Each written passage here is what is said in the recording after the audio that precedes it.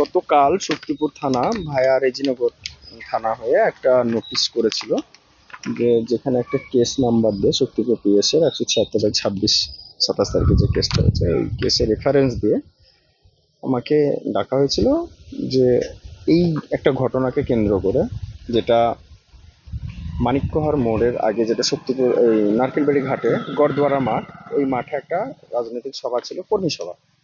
সেই কর্মী সভাতে কত তারিখ? ওটা 7 তারিখ।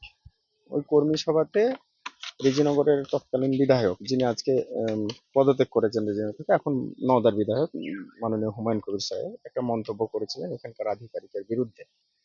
তো সেইটাকে খুব সম্ভবত কেস করে, আমি যেহেতু ওখানে আমন্ত্রিত ছিলাম, তাই উনি জানতে চেয়েছিলেন যে আপনি কেন এসেছিলেন বা কি পরিস্থিতি, ওই সাথে দলের দায়িত্ব ছিলেন তো।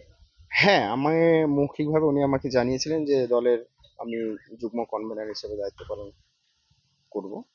তাই করেওছি, অনেস্টলি করেছি যতটুকু ছিলাম করতাম। আপনাকে জিজ্ঞাসাবাদ কি করলো?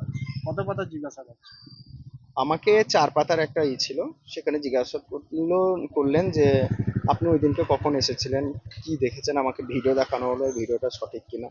যেটা হয়েছে আমি তদন্তের স্বার্থে যেটুকু হয়েছে, যেটা একজন সুস্থ নাগরিক হিসাবে যেটা বলা উচিত সেটাই আমি বলেছি। সব প্রশ্নের উত্তর দিতে একদম 100%, কেন পারবো না। আমার কথা হচ্ছে যে প্রশ্নগুলো ছিল সেখানে সেগুলো কোনো অন্যায়ও দেখলাম না, যেটা লিগালি ওদের প্রয়োজন মনে হয়েছে সেগুলো জানার, সেটা আমাকে জিজ্ঞেস করেছে, আমি সেটা বলেছি।